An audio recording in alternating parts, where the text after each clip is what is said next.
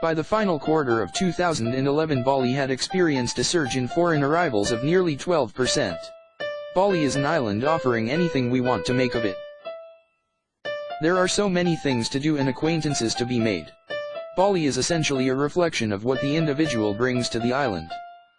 If you play golf, you may see only the fairways and greens through the entirety of your stay. You may be equally happy if you choose to spend your time in pampered luxury, completely impervious to the myriad of attractions the island has on offer. If your visit has purpose, to ride the surf, dive the wrecks, raft the rivers or climb the volcanoes, there will be no adrenaline disappointments. Bali is a meeting place or extremes.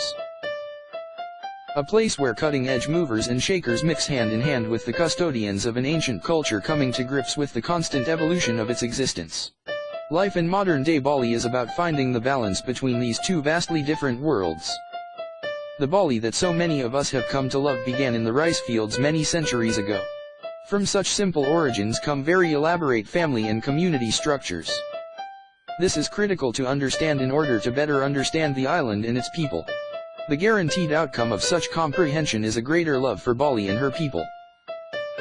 To the Balinese, nothing stands of more value than the family.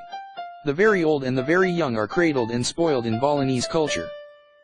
The first thing a little girl is taught at school is how to make a broom from the wisps of coconut ferns. This is just one example of how important the simple aspects of life are to the Balinese people. Bali's fame and occasional notoriety has often been of a scale much larger than its own physical size. More than 2,000 years ago, Bali flourished as a major player during the Bronze Age. Perhaps the island's most unrecognized accomplishment is the carving of an intricate layout of tumbling rice terraces from an overgrown tropical jungle. Though often ruled over the centuries by outside forces, the Balinese heritage has remained proud and influential through ancient and modern times. The Javanese developed dominion over the island in the 12th century, and it was not until the 15th that the Balinese people regained independence. Since then, the island has found itself in the hands of several masters, including the Dutch and Portuguese.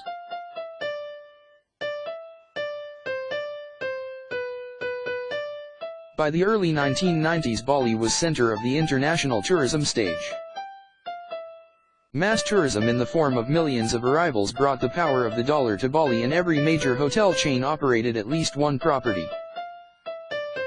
Bali was responsible for the development of a new breed of luxury tropical resorts inspired by Sanur's Tanjung Sari Hotel. Subsequent developments akin to the Tanjung soon appeared, including the Amandari and Four Seasons resorts, which both held the title of world's best resort. Bali was setting a new international standard for luxury accommodation and service, something that has continued to this very day. Modern-day Bali is a destination for discerning and everyday travelers.